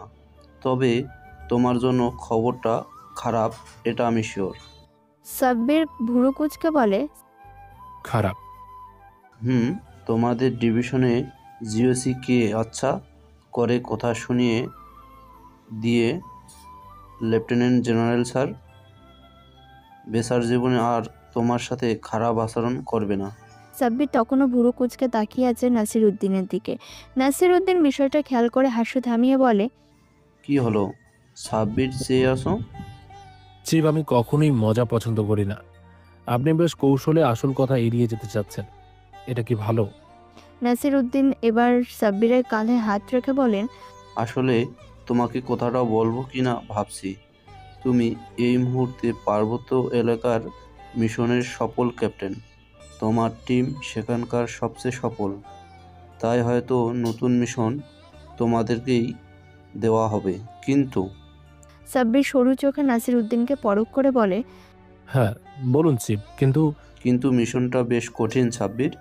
মিশনটা হবে বান্দরবনে। সেখানে একটা ড্রাগের আস্তানা গড়ে উঠেছে। ড্রাগটা ভয়ঙ্কর। ওখানে মিশন সফল হবে বলে মনে হয় না। চিফ, খোলাসা করুন। কারণটা বলি শোনো। ওখানে যারা এর আগে মিশনে গিয়েছে তারাই ওই ভয়ঙ্কর ড্রাগের কবলে পড়ে পাগল হয়ে গিয়েছে। আবার কেউ সেখানে মৃত্যুর কোলে ঢলে পড়েছে। তাহলে বেশ ইন্টারেস্টিং হবে মিশনটা। আমি প্রস্তুত হতে শুরু করি। নাসির উদ্দিন এবার কেঁদে ফেলেন, ছলছল চোখে সাব্বিরকে বলেন, বাবারে তুই বুঝিস না মিশনটা কতটা ভয়ানক। আমি সেনাবাহিনীর চাকরি করলেও তোকে আমি ছোট থেকে মানুষ করে এত বড় করছি। আমি গোয়েন্দা তত্ত্বের ভিত্তিতে বলতে পারি তোর মৃত্যু হতে পারে এই মিশনে। তুই দয়া করে রাজি হোস না। সাব্বির নাসির উদ্দিনের গলা জড়িয়ে ধরে বলে, আমি জানি আঙ্কেল, আপনি আমাকে ভালোবাসেন নিজের পুত্রের মতো, তবে দেশের জন্য আমি সব করতে পারি। শরীরে এই পোশাকটা পরার সময় যে শপথ নিয়েছিলাম তাকে ভুলতে পারি? নাসির উদ্দিন চোখের পানি মুছে নিয়ে বলে, ঠিক আছে, যা ভালো বুঝিস কর। আর হ্যাঁ, এখন তো চট্টগ্রামে যেতে হবে না? এখানে লজিস্টিক অফিসার রাশেদুল হাসানের সাথে মিটিংটা শেষ করে আমার অফিসে আসবি। তোকে নিয়ে বাসায় যাব। তোর চাচি তোকে দেখতে চেয়েছে। ঠিক আছে আঙ্কেল। কথাটা বলে সাব্বির সোজা লজিস্টিক্স অফিসার রাশেদুল হাসানের কেবিনের দরজায় নক করে। স্যার, ভেতরে আসবো? এসো ক্যাপ্টেন। সাব্বির ভেতরে প্রবেশ করতে রাশেদুল হাসান চেয়ারে বসতে বলে। মিনিট খানেক ল্যাপটপের দিকে গভীরভাবে তাকিয়ে থেকে চোখটা সরিয়ে সাব্বিরের দিকে তাকিয়ে বলে, বিরক্ত বোধ করছো? না স্যার, আমি আপনার পাশে সারাদিন বসে থাকলেও বিরক্ত হব না। সারাদিন না, আর মাত্র 5 মিনিট অপেক্ষা করো। টানা 5 মিনিট রাশেদুল হাসান ল্যাপটপে ঘাটাঘাটি করে। ল্যাপটপটা সাব্বিরের দিকে ঘুরিয়ে দিয়ে বলে, ল্যাপটপে দুটো অস্ত্র পছন্দ ক্যাপ্টেন। সাব্বির মনিটরের দিকে মনোযোগ দিয়ে তাকিয়ে দেখে দুটো অস্ত্রের ছবি। একটা M10 রিভলভার, যেটা 2025-এ নতুন সংস্করণ করা হয়েছে মিলিটারি অফিসারদের জন্য। একবার লোড করে 32 রাউন্ড গুলিতে করা যাবে। আরেকটা লেজার বিম, ভয়ানক বেগুনি রশ্মি যা মুহূর্তে সকল ধরনের ধাতব পদার্থ গলিয়ে দিতে পারে। সাব্বির অস্ত্র দুটো থেকে চোখ সরিয়ে রাশেদুল হাসানের দিকে তাকায়। রাশেদুল হাসান মুচকি হেসে বলে, কি ক্যাপ্টেন, পছন্দ হয়? অস্ত্র দুটো বাংলাদেশ মিলিটারির কাছে নেই তো? আছে, আমাদের লেফটেন্যান্ট জেনারেল কামরুল স্যারের কাছে। তিনি বিশেষ একজন ক্যাপ্টেনকে তার সাহসিকতার পুরস্কার স্বরূপ দিতে চেয়েছেন। সাব্বির একগাল হেসে বলে, সেই ক্যাপ্টেন কি অনেকটা আমার মতোই দেখতে? কিছুটা ভুল বললে। তোমার মতন দেখতে নয়, বরং তুমি। এখন আসল কথায় আসি। জি স্যার। তোমাকে মিশনে পাঠানো হবে 2 থেকে 3 দিনের মধ্যে। মিশনটা বান্দরবনে। ওই মিশনে তোমাকে অস্ত্র দুটো দেওয়া হবে, সাথে তোমার টিমদের জন্য ভারী অস্ত্র, যেমন অটো সাব মেশিন গান। সে পরে শুনবো, এখন তবে আমি বাসায় যাই স্যার, শরীর ভালো না। রাশেদুল হাসান সাব্বিরের কপালে হাত দিয়ে জ্বর আছে কিনা চেক করে বলে, কমরুল স্যার দেখা করে যেতে বলেছে ক্যাপ্টেন, দেখা করে যাও তার সাথে। ওকে জি। সাব্বির উঠে দাঁড়িয়ে চিফকে স্যালুট জানিয়ে তার কেবিন থেকে বের হয়ে আসে। ঢাকা হেডকোয়ার্টারটা তার বহুদিনের চেনা, এখানেই তার কর্মজীবন শুরু হয়েছিল। সাব্বির এগিয়ে যেতে থাকে লেফটেন্যান্ট জেনারেল কামরুল স্যারের রুমের দিকে। দরজা নক করে। ভেতরে আসবো স্যার? এসো। কামরুল সাহেব মুচকি হেসে বলেন, চিফ রাশিদুলের সাথে কথা বলেছো? জি স্যার। কামরুল সাহেব নিজের লকার থেকে একটা প্যাকেট বের করে সাব্বিরের সামনে রেখে বলে, খুলে দেখো পছন্দ হয় কিনা। তোমার জন্য রাশিয়া থেকে এনেছি। জেনারেল স্যারকে বহু কষ্টে রাজি করিয়েছি। সাব্বির প্যাকেটটা খুলে রাশেদুল হাসানের বলা দুটো রিভলভার দেখতে পায়, M10 রিভলভার আর লেজার বিম। সাব্বির অস্ত্র দুটো ঘুরিয়ে ফিরিয়ে দেখতে দেখতে কামরুল সাহেবকে বলে, এই দুটোর ব্যাপারে একটু আগেই রাশেদুল হাসান স্যার বলছিল। এই দুটো নিয়ে যাও, সাথে 3টা ম্যাগাজিন ভর্তি গুলি আছে। অটো রিভলভার, তুমি চাইলে এক ট্রিগারে 32 রাউন্ড গুলি করতে পারবে, সাথে আছে সাইলেন্সার। ধন্যবাদ স্যার, তবে আমি একটা কথা বলতে চাইছিলাম। হ্যাঁ বলো ক্যাপ্টেন। স্যার, আমি শুনলাম জিওসি স্যারকে আপনি কিছু কথা শুনিয়েছেন। হ্যাঁ, একটু শুনিয়ে দিয়েছি। সে বাদ দাও, তুমি প্রস্তুত হও নতুন মিশনের জন্য। আর হ্যাঁ, তুমি চাইলে 5-6 দিন ছুটি কাটাতে পারো। ধন্যবাদ স্যার, আজকের মতো আমি তবে আসি। শোনো, 5-6 দিন রেস্ট, একদম সম্পূর্ণ রেস্ট। আমি চাইছি তুমি সম্পূর্ণ সুস্থ হয়ে মিশনটা পরিচালনা করো। তোমাকে আমি সেনাবাহিনীর আরও কিছু ইন্টেলিজেন্ট অফিসার দেব যারা তোমার সাথে মিশনে যাবে। স্যার, আমি আমার ইউনিটের বাইরে কাউকে নিয়ে মিশনে যাব না। আমার কমান্ডকৃত ইউনিট ব্যাক শক্তিশালী এবং আপনারা আমার সব কিছু সম্পর্কে অবগত। তোমার ইচ্ছে ক্যাপ্টেন। আমি শুধু চাই এই শত্রুকে ধ্বংস করে দিয়ে যারা আমার দেশের সেনাবাহিনীকে দুর্বল করে দিতে চায়। ইনশাল্লাহ আমরা বিজয়ী হব। আসছি। সাব্বির স্যালুট করে বেরিয়ে আসে সেখান থেকে। ওর কেন যেন মন বলছে মিশনটা আর সাধারণ কোনো মিশনের মতো নয়, এই মিশন খুবই গুরুত্বপূর্ণ। হেডকোয়ার্টার থেকে বের হতে নাসিরউদ্দিনের গাড়ি এসে দাঁড়ায় সাব্বিরের সামনে। সাব্বির কোনো কথা না বলে গাড়িতে উঠে বসে। নাসিরউদ্দিন জানলার দিকে মুখ করে রেখেছে প্রথম থেকে। এমন সময় তিনি বলে ওঠেন, কি কথা হলো? মিশন সম্পর্কে কথা হলো। আচ্ছা আঙ্কেল, তুমি আমাকে এই মিশনে না যাওয়ার জন্য বলছো কেন? মিশনটা আর 5-10টা মিশনের মতো নয়। তুই যত মিশনে নেতৃত্ব দিয়েছিস সবগুলোই চুনোপুটি ছিল। তবে এটা রাকব বোয়ালদের সাথে লড়াই। আন্তর্জাতিক সন্ত্রাসী সংগঠন অল্টার ব্রেন এর সাথে লড়াই করবে। সাব্বির চমকানোর ভঙ্গিতে বলে, অল্টার রেন মানে আন্তর্জাতিক মানবতা বিরোধী মিলিশিয়া গ্রুপের কথা বলছো তুমি? নাসিরউদ্দিন মাথা নাড়িয়ে হ্যাঁ সূচক জবাব দেন। সাব্বির হা করে কিছুক্ষণ তার দিকে তাকিয়ে থেকে বলে, মিলিশিয়া গোষ্ঠী তো আন্তর্জাতিক, বড় বড় দেশে ওদের ঘাঁটি। ওরা কিভাবে আমাদের দেশে এলো? কি চায় ওরা? হ্যাঁ হ্যাঁ হ্যাঁ, পাগল। ছোট দেশেই বড়রা প্রভাব বিস্তার করতে আগ্রহবোধ করে। আল্ট্রার রেইন গোষ্ঠীও তেমনি। বুঝলাম, কিন্তু সূত্রটা কিভাবে এলো যে অল্টার রেন বাংলাদেশে? শোন, তুই বুদ্ধিমান ছেলে। তুই যখন লেফটেন্যান্ট ছিলি তখনকার ঘটনা, তাও বেশি না 3 বছর আগের কাহিনী। বাংলাদেশের বিখ্যাত বায়োকেমিস্ট্রি বিজ্ঞানী ডক্টর আমজাদ হোসেন রাসায়নিক প্রকল্প প্রজেক্ট জেনিথ নিয়ে কাজ করতে গিয়ে আবিষ্কার করেন বায়োকেমিক্যাল ড্রাগ, যা মানুষের আবেগ আর ইচ্ছাশক্তি দমন করতে পারে। হ্যাঁ হ্যাঁ, আমি শুনেছি তার কথা। তবে তিনি তারপরেই নিখোঁজ হয়ে যায়। নাসিরউদ্দিন কিঞ্চিত পরিমাণ হেসে বলেন, বোকা, ডক্টর আমজাদ হোসেন নিখোঁজ হয়নি, তিনি কিডন্যাপ হয়েছে ওই আল্ট্রা রেইন গোষ্ঠীর দ্বারা।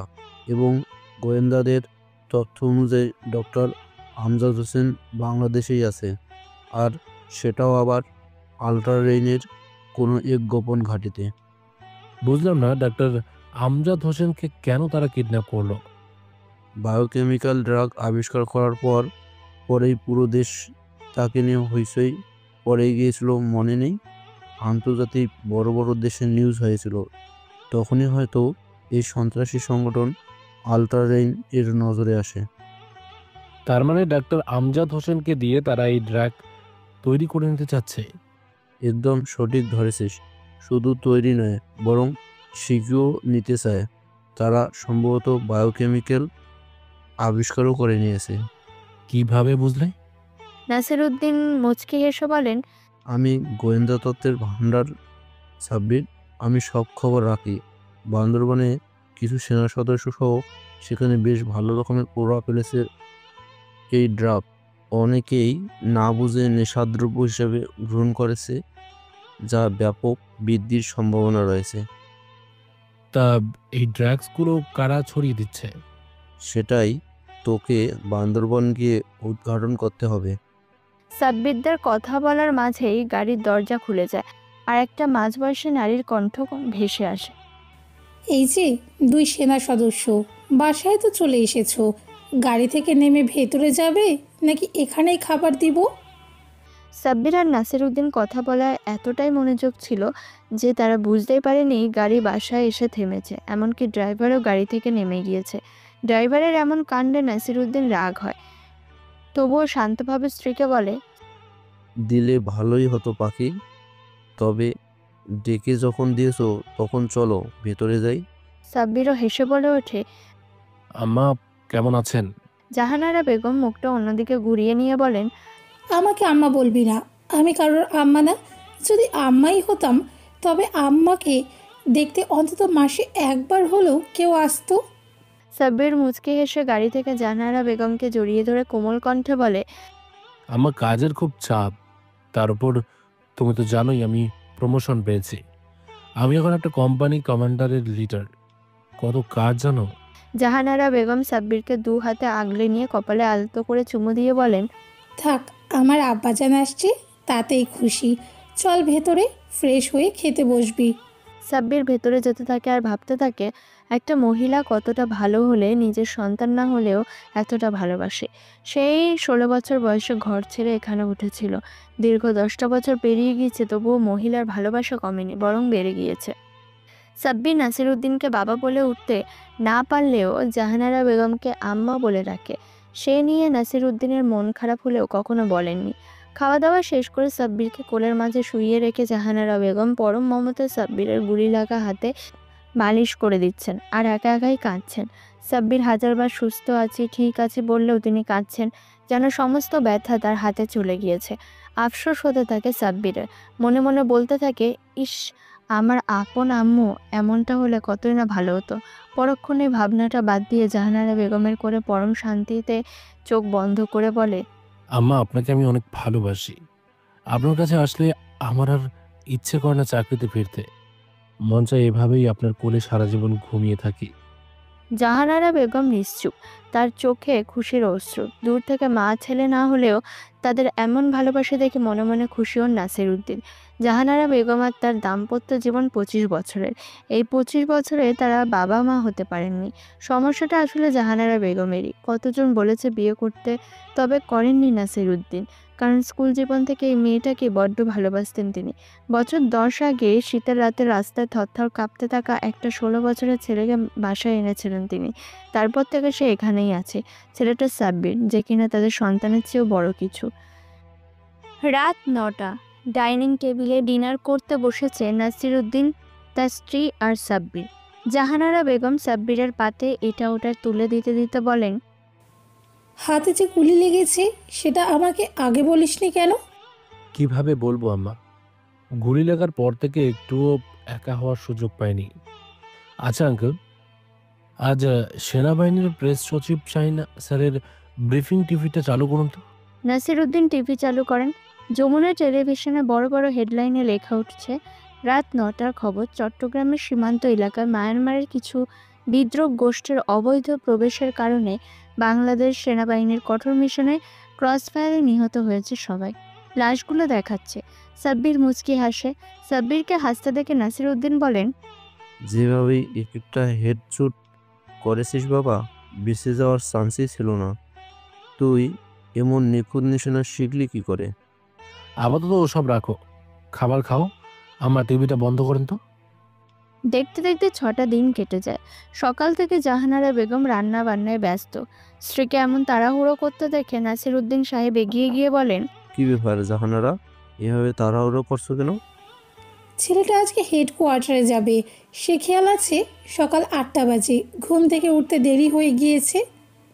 তো কি হয়েছে? সকালে সবাই নাস্তা করে, রুটি, পরোটা, অমলেট, জুস সবই তো টেবিলে আছে। পায়েস রান্না করছি, ছেলেটা খুব পছন্দ করে খেতে। তুমি যাও তো, বিরক্ত করো না আমায়।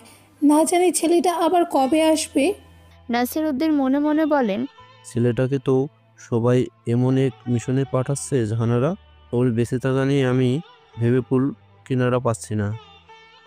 তুমি ভাবছো ও কবে আসবে? মা না হলেও তোমার মন আমি বুঝি। কিচেন থেকে সরে আসেন তিনি। সকালের নাস্তা শেষে জাহানারা বেগম নিজের হাতে সাব্বিরকে পায়েস খাইয়ে দেয়, দিয়ে কপালে চুমু দেন। সাব্বিরও চুমু দিয়ে হাসি মুখে বেরিয়ে আসে বাসা থেকে। গাড়িতে নাসির উদ্দিন কিছুটা মলিন কণ্ঠে বলে, মিশনে আজ রাতেই বেরিয়ে পড়তে হবে তোমায়। গোয়েন্দাদের খবর আছে বান্দরবনের প্রচণ্ড ড্রাগ ছড়িয়ে পড়েছে। আঙ্কেল, আমি গোয়েন্দা বাহিনীতে টিকটিকিদের বিশ্বাস করি না। ওরা দোমুখো সাপ। আমার খবর শত্রুকে দেবে আর শত্রুর খবর আমাকে। দুদিক থেকে কমিশন খায় ওরা। ওদের বিশ্বাস করে এক পা এগোলেই ফাঁদে পড়ার সম্ভাবনা আছে। তোমাকে বোঝাতে পারবো না বাপু, যা ভালো বুঝিস কর গিয়ে। ড্রাইভার, গাড়ির স্পিড বাড়াও। রাউন্ড টেবিলে মুখোমুখি বসে আছে সেনা প্রধান Waker, lieutenant general Kamrul, intelligence officer Nasir Uddin, logistics officer Rashedul Hasan, সেনাপ্রধান জেনারেল ওয়ার্কার মুখ খোলেন। ক্যাপ্টেন সাব্বির, আপনাকে নতুন মিশনের জন্য দায়িত্ব প্রদান করা হবে। আমি আশা করি আপনি দায়িত্ব নিতে প্রস্তুত। দেশের সেবায় আমি সর্বদা প্রস্তুত স্যার। আমি কথা বলতে পারছি না। গত 2 দিন আগে আমার হার্টে রিং পরানো হয়েছে। লে জেনারেশন কামরুল সাহেব তোমাকে বিস্তারিত বলবেন।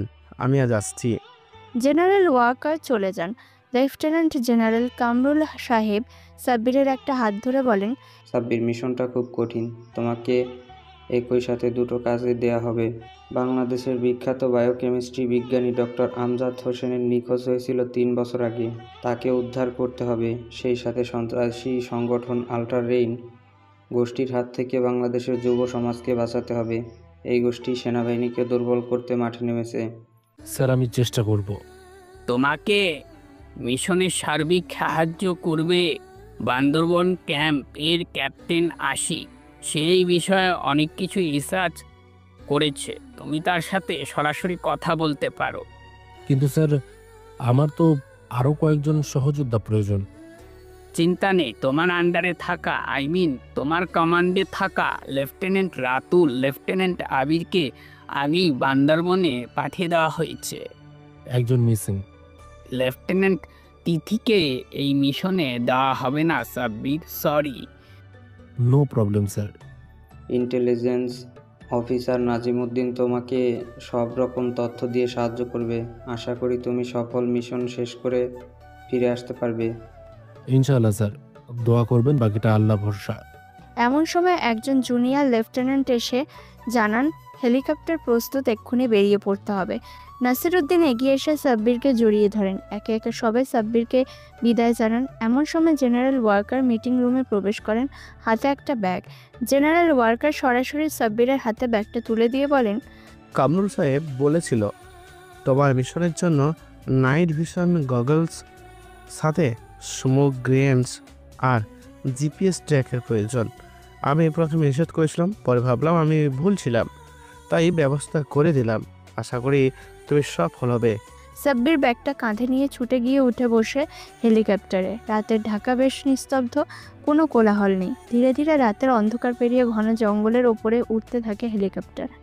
40 মিনিট ওড়ার পর হেলিকপ্টার ল্যান্ড করে বান্দরবান ক্যাম্পে। ক্যাম্পটা পাহাড়ের থেকে 1 কিলোমিটার দূরে অবস্থিত।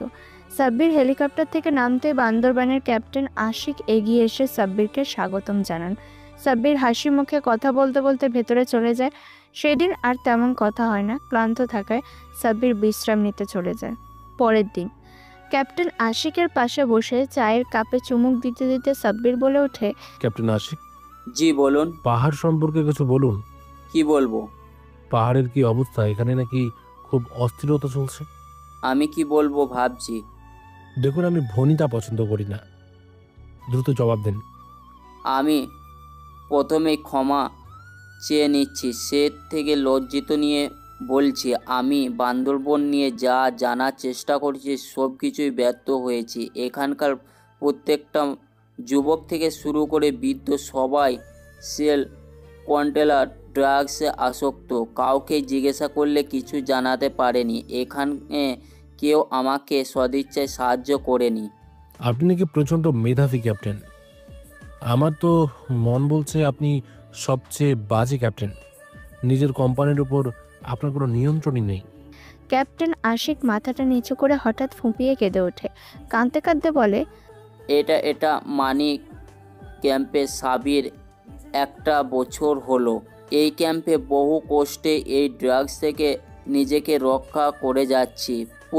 প্রতি রাতেই আমরা আসক্তর মধ্যে থাকি। কখন কে জানি আমার নাকে ড্রাগস চেপে ধরে। এই ক্যাম্পে সবাই ড্রাগসে শিকার। সাব্বির আশিকের চোখের দিকে গম্ভীরভাবে তাকিয়ে মুচকি হেসে মনে মনে বলে, ক্যাপ্টেন আশিক, আপনি নিজেও সোল কন্ট্রোল ড্রাগসের শিকার, যার কারণে আপনার বিহেভিয়ার এমন। এখানে দ্রুত নিজের লোক দরকার। কথাগুলো ভাবতে ভাবতে সাব্বির ওয়ার্ডটাকে নিয়ে হেডকোয়ার্টারে নিজের জন্য স্পেশাল 100 জনের ফোর্স চেয়ে বার্তা প্রেরণ করে।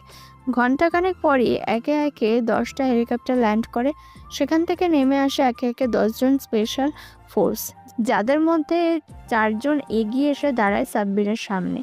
ড্রোন এবং স্নাইপার ইউনিটের leader captain Shahriar Rahman, field shooter lieutenant Farhan, warrant officer Tania, codex Sultana, medical sergeant Robin Chowdhury আর টেক এক্সপার্ট রাফি।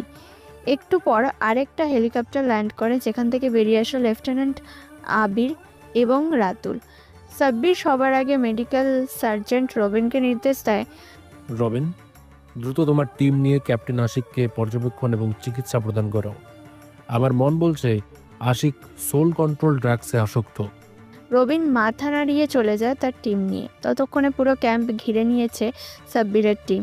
ক্যাম্পে অবস্থানকৃত 50 জন সেনাকে পাঠিয়ে দেওয়া হয়েছে ফিরতি হেলিকপ্টারে করে হেডকোয়ার্টারে।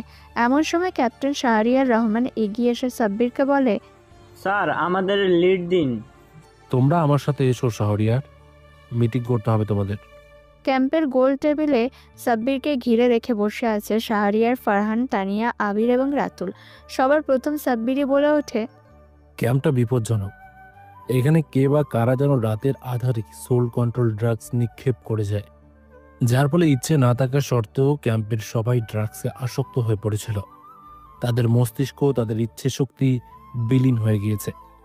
আর এই সুযোগই হয়তো কাজে লাগিয়েছে সন্ত্রাসী সংগঠন আল্টার রেন মিলিশিয়া গোষ্ঠী। স্যার আমাদের এখন সবার আগে পুরো ক্যাম্প কাঁটাতারে বেড়া দিয়ে ঘিরে ফেলা উচিত।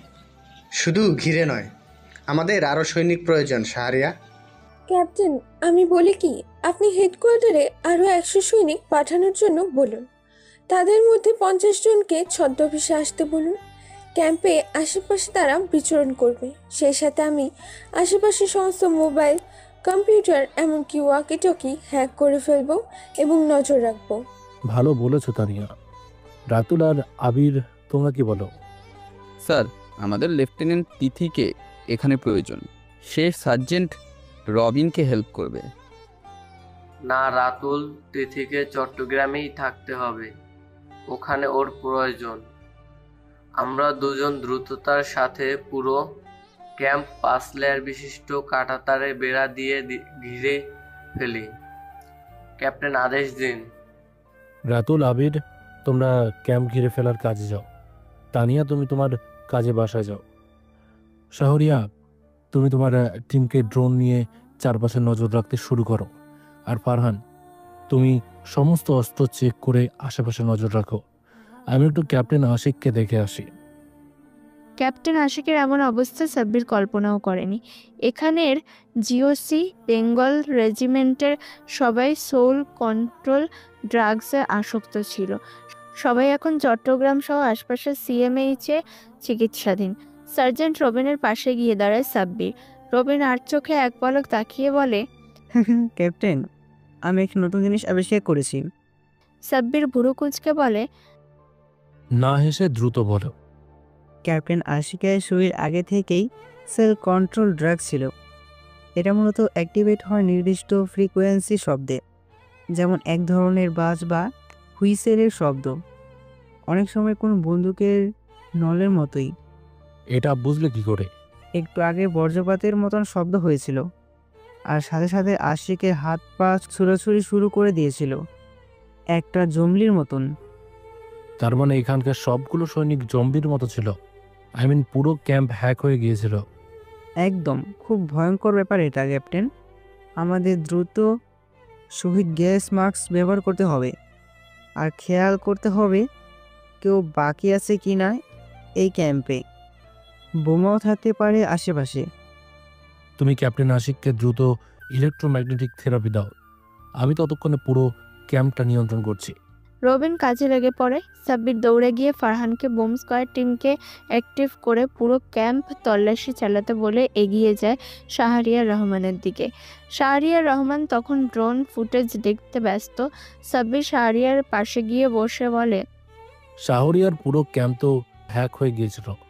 ভাগ্য ভালো, সবগুলোকে পাঠিয়ে দিয়েছি। স্যার, আমি একটা জিনিস খুঁজে পেয়েছি, দেখবেন? অবশ্যই দেখাও। শাহরিয়ার মনিটরের দিকে তাকাতে বলে। সাব্বির মনিটরের দিকে তাকিয়ে চমকে ওঠে। ক্যাম্প থেকে 300 মিটার দূরে একটা পাহাড়ি ঢিলার নিচে উঁচু করে বাঁধানো এবং কয়েকজন লোকের পদচারণার চিহ্ন। আরেকটা মনিটরে হিউম্যান বডির রেড ডট। সাব্বির একে একে গণনা করে দেখে 20+ বডি। স্যার তবে কি এটাই সেই আল্ট্রারেনের ঘাঁটি? তাই তো মনে হচ্ছে শাহরিয়া। এখানেই কি তবে প্রজেক্ট জেনিতের উৎপাদন হচ্ছে?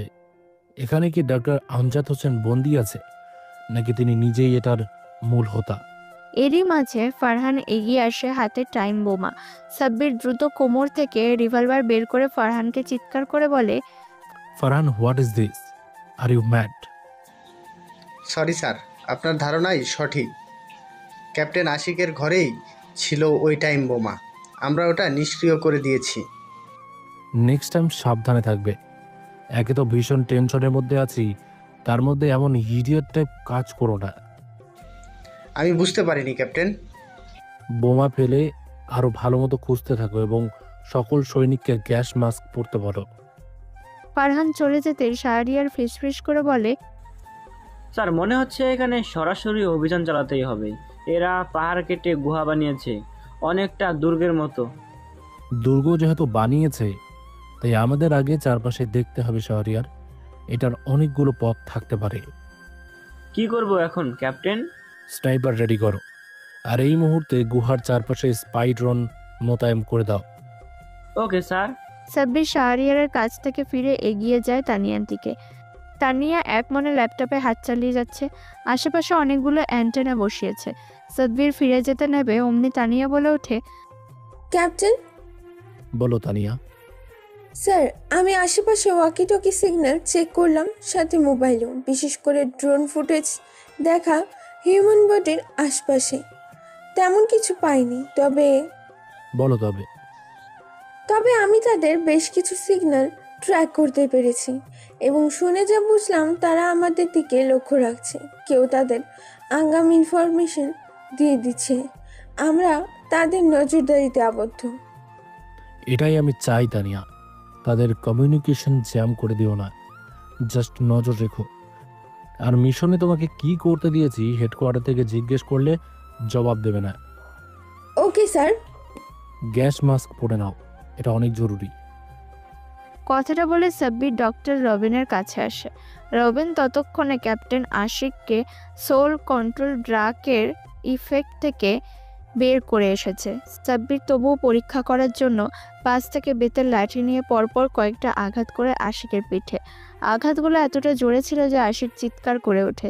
সাব্বির মুচকে হেসে লাঠিটা ফেলে দিয়ে বলে, ডক্টর রবিন, গুড জব। একে আরও কিছুক্ষণ অবজারভেশনে রেখে দ্রুত হেলিকপ্টারে করে হেডকোয়ার্টারে পাঠিয়ে দিন।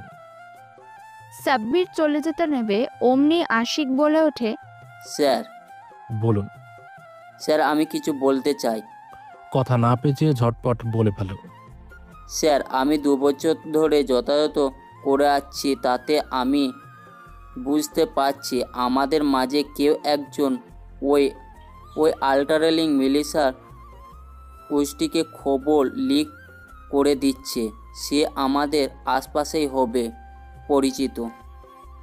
সে নিয়ে ভেবো না, যাও হেডকোয়ার্টারে। সুস্থ হলে পরে তোমার সাথে কথা বলবো। রবিনকে পাঠিয়ে দিন দ্রুত। আল্টার রেইন মিলিশিয়া গোষ্ঠীর প্রধান বিজ্ঞানী রেইনহার্ট বসে আছেন চেয়ারে। সামনে দাঁড়িয়ে আছে তাদের দুর্ধর্ষ 20 ক্রু। রেইনহার্ট হঠাৎ রেগে গিয়ে চিৎকার করে বলেন, এটা কিভাবে হলো? বলো কিভাবে? আমাদের এতদিন এক্সপেরিমেন্ট একদিনে শেষ কিভাবে হয়ে গেল? বস শান্ত হন। কিভাবে হলো আমরাও বুঝতে পারছি না। আমাদের টিকটিক এখনও কোনো খবর দেয়নি, তবে আমরা বুঝতে পেরেছি বড় কোনো অভিযান চলবে। শত শত সৈন্য এসেছে ক্যাম্পে। বলো কি রোবট? এত কম সময়ে এত কিছু? আমাদের হ্যাক করা সৈন্যগুলো কি এখনো ক্যাম্পে আছে? না বস, সবগুলোকে ফিরতি হেলিকপ্টারে পাঠিয়ে দেওয়া হয়েছে। এখন সেখানে সবগুলো সুস্থ এবং অ্যাক্টিভ সৈন্য আছে। রেইনহার্ট হঠাৎ অট্ট হাসিতে মেতে ওঠেন। হাসতে হাসতে হঠাৎ গর্জন কণ্ঠে বলেন, রোবট দ্রুতই আমাদের ড্রোন রেডি করো। আমি এই মুহূর্তে সোল কন্ট্রোল ড্রাগ নিয়ে আসছি হিমাগার থেকে। আজ আমাদের সবচেয়ে বড় মিশন হবে। আজ একসাথে শত জন সৈন্যকে আমরা আমাদের নিয়ন্ত্রণে নিয়ে নিব। কথাগুলো বলতে বলতে রেইনহার্ড হিমগারের দিকে চলে যান। রবার্ট মাথা চুলকিয়ে নিজের মোবাইল বের করে একটা সিক্রেট কোডিং নাম্বারে কল করে গম্ভীর কণ্ঠে বলে, হাই দোস্ত, পাহাড়ের ক্যাম্পে সব কি হচ্ছে? একের পর এক হেলিকপ্টার আসছে যাচ্ছে। ওপাশ থেকে ভেসে আসা গম্ভীর কণ্ঠ, রবার্ট, আমি এখনো কনফার্ম নই পাহাড়ে কি হচ্ছে, তবে আমি একটু পরেই জানছি যে পাহাড়ে কি হচ্ছে। ফার্স্ট কল কেটে যায়। ততক্ষণে অন্য ক্রু বিশাল বড় ড্রোন নিয়ে হাজির হয়েছে। ড্রোনের মাঝে 30 লিটার ধারণ ক্ষমতার ট্যাঙ্ক, এর ভিতরেই ড্রাগ লোড করে ক্যাম্পের ওপর নিক্ষেপ করা হবে। একটু পরেই বিজ্ঞানী রেইনহার্ড হিমাগার থেকে একটা কাচের জারে তরল নিয়ে আসেন। রবার্ট জারটা দেখে ভিমড়ি খেয়ে যায়। উত্তেজিত কণ্ঠে বলে, বস, এটা কি করছেন? 10 কোটি টাকা মূল্যের ড্রাগস আপনি নিচে এসেছেন? রেইনহার্ড শয়তানের হাসি দিয়ে বলেন, রোবট, আমি যা করি ভেবেই করি। দ্রুত লোড করো ড্রোনে, আমি সবগুলোকে নিয়ে কাজায় আনবো। বস, হেডকোয়ার্টারের একটাবার জিজ্ঞেস করলে হতো না? বস, পিয়ারে পলকে একটাবার ইনফর্ম করলে হতো না? রেইনহার্ড কি একটা ভেবে নিজের ওয়াকিটকি বের করে মুখের কাছে নিয়ে বলে, বস, পিয়ারের পর কে সংযোগ দাও লুইস। মিনিট খানেক অপেক্ষা, তারপরই কঠিন শরীর হিম করা কণ্ঠ ভেসে আসে, রেইনহার্ড, অসময়ে আমাকে স্মরণ করলে কেন? বস, পাহাড়ের অবস্থা ভালো না। আমাদের নিয়ন্ত্রণে থাকা সবগুলো সৈন্য হেডকোয়ার্টারে চলে গিয়েছে। বদলে শতাধিক সৈন্য এসেছে। আমরা নিজেদের অস্তিত্ব নিয়ে সংকটে পড়ছি। ঘোষটাই কি বলেছে? এখনও কোনো সঠিক ইনফরমেশন নেই। আমি 30 লিটার সোল কন্ট্রোল ড্রাগ ড্রোনে লোড করছি। বিপদ দেখা মাত্রই আমি এটা ব্যবহার করব। রেইনহার্ডের কথা শোনা মাত্র ওপাশ থেকে বিকট শব্দে ভেসে আসে, ইডিয়েট, 10 কোটি টাকার ড্রাগ নষ্ট করার চিন্তা কীভাবে আসে তোমার মাথায়? পাগল হয়ে গেছো? কিছুদিন পরে ড্রাগগুলো আমেরিকায় ডেলিভারি দিতে হবে। ঘোষটাই কি বলে শোনো এবং ঘাপটি মেরে থাকো। কোনো রকম উত্তেজিত হতে হবে না। আর হ্যাঁ, কোনো খারাপ পরিস্থিতিতে পড়লে হট্টগোল না করে বিজ্ঞানী আমজাদ হোসেনকে নিয়ে সরে পড়বে। ওকে বস। কমিউনিকেশন ডিসকানেক্টেড হয়ে যায়। রেইনহার্ড মুখটা কালো করে ড্রাগ জারটা হিমাগারে রেখে এসে রবার্টের দিকে চোখ পাকিয়ে বলে, জাগিয়ে দেখ শালা বিজ্ঞানী কি করেছে। যে কোনো মুহূর্তে তৃতীয় দরজা দিয়ে পালাতে হবে আমাদের। ওকে বস। তানিয়ার ডাকে হন্তদন্ত হয়ে ছুটে এসেছিল সাব্বির। এতক্ষণ কানে ইয়ারফোনে আড়ি পেতে সব শুনছিল সাব্বির আর তানিয়া। দুজনের মুখেই হাসি। ইয়ারফোনে কল ডিসকানেক্টেড হয়ে যাওয়ায় কান থেকে ইয়ারফোন নামিয়ে সাব্বির তানিয়ার দিকে তাকিয়ে বলে, তানিয়া, জি স্যার। Good job. ধন্যবাদ স্যার। তুমি আর একটা কাজ করো, লাইনে থাকো, কমিউনিকেশন জ্যাম করো না। আমি জানতে চাই গোস্ট আইকে। এই গোস্ট আই যেই হবে তাকে আমি শত শত গুলি করব। Okay sir. সাব্বির ঘুরে তাকায়। আশেপাশে পুরো ক্যাম্প 4 লেয়ার বিশিষ্ট কাঁটাতারের বেড়া নির্মাণ হয়ে গিয়েছে। সকল সৈন্য অক্লান্ত পরিশ্রমে দ্রুত হয়ে গিয়েছে। সাব্বির এগিয়ে গিয়ে তাদের অভিবাদন জানিয়ে রাতুলকে বলে, রাতুল, আবিরকে নিয়ে সবার খাওয়ার ব্যবস্থা করো। আর শোনো, তীক্ষ্ণ দৃষ্টি রাখো আশেপাশে। সাথে হেডকোয়ার্টার থেকে কেউ ফোন দিয়ে কিছু জানতে চাইলে নিশ্চুপ থাকবে, একটু শব্দটিও করবে না। ওকে ক্যাপ্টেন। সেই রাতে রওনা হয়ে ভোরে পৌঁছেছিল সাব্বিররা। এখন বাজে দুপুর 1টা। টানা পরিশ্রম শেষ। মাংস ভাত দিয়ে পেট ভরে খাওয়া দাওয়া সেরে নিয়ে সাব্বির গল্প করছিল। এমন সময় তানিয়া চিৎকার দিয়ে ডেকে উঠে আর বলে, ক্যাপ্টেন। সাব্বির লাফিয়ে উঠে এগিয়ে যায় তানিয়ার কাছে। তানিয়া সাব্বিরকে টেবিলের দিকে তাকাতে ইশারা করে। সকল সৈনিকের মোবাইল সেখানে রাখা, এমনকি সাব্বিরেরও ফোন। সবগুলো নেটওয়ার্ক হ্যাক করা। তার মধ্য থেকে একটা মোবাইলের রিং হচ্ছে। মোবাইলটা আবিরের। এবং অবাক করা বিষয় হলো কলটা করেছেন সাব্বিরতে GOC major general Abdullah. Sabbir আবিরের দিকে তাকিয়ে ইশারা করে এগিয়ে আসতে আবির এগিয়ে আসে। আবির মেজর জেনারেল আবদুল্লাহ ফোন করেছে। রিসিভ করো এবং চুপচাপ শুনতে থাকবে এবং খুব ছোট্ট জবাব দেবে। আবির ফোন রিসিভ করতে সাব্বির কানে ইয়ারফোন গুঁজে নেয়। Hello sir. আবির, বান্দরবন ক্যাম্পে কি হচ্ছে? কিছু না তো স্যার। মিথ্যে বলো না। আমি শুনেছি পাহাড়ে নাকি শত শত সেনা মোতায়েন করা হয়েছে। এগুলো কার নির্দেশে হলো? সাথে এতজন সুস্থ সেনা কেন চট্টগ্রাম সিএমসে পাঠানো হয়েছে? স্যার সেটা আমি জানি না। বুঝতে পেরেছি, তবে ক্যাপ্টেন সাব্বিরের কাজ হেডকোয়ার্টারে আমি নালিশ করব। ওয়েট। স্যার এসব মহড়া হেডকোয়ার্টারের নির্দেশে হচ্ছে। সাব্বিরের মতলব কি?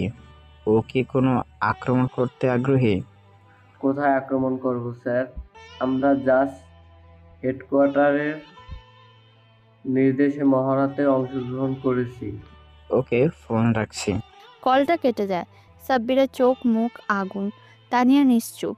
আবির, রাতুল, ফারহান আর শাহরিয়ার সাব্বিরের চোখের আগুনের ঝলক দেখে ভয় পেয়ে একে অপরের দিকে যাওয়াযাওয়ি করছে। তাদের মন বলছে ঝড় উঠবে। সাব্বির নিজের মাথা ঠান্ডা করে ফারহানকে বলে, ফারহান, সমস্ত সৈনিকের অস্ত্র রেডি করতে বলো, সাবমেশিন গানও রেডি করতে বলো। আজ ভয়ঙ্কর এক মিশনে নামব। ওকে ক্যাপ্টেন। শাহরিয়ার স্নাইপার মোতায়েন করো। সমস্ত হিউম্যান বডির রেড ডটগুলো লক্ষ্য করো, একটাও যেন জীবিত না থাকে। ওকে ক্যাপ্টেন। সাব্বির আর কিছু বলতে যাবে তার আগে কানে লাগানো ইয়ারফোনে ভেসে আসে একটা নিকৃষ্ট কণ্ঠ। ঘোস্ট আই, খবর বলো।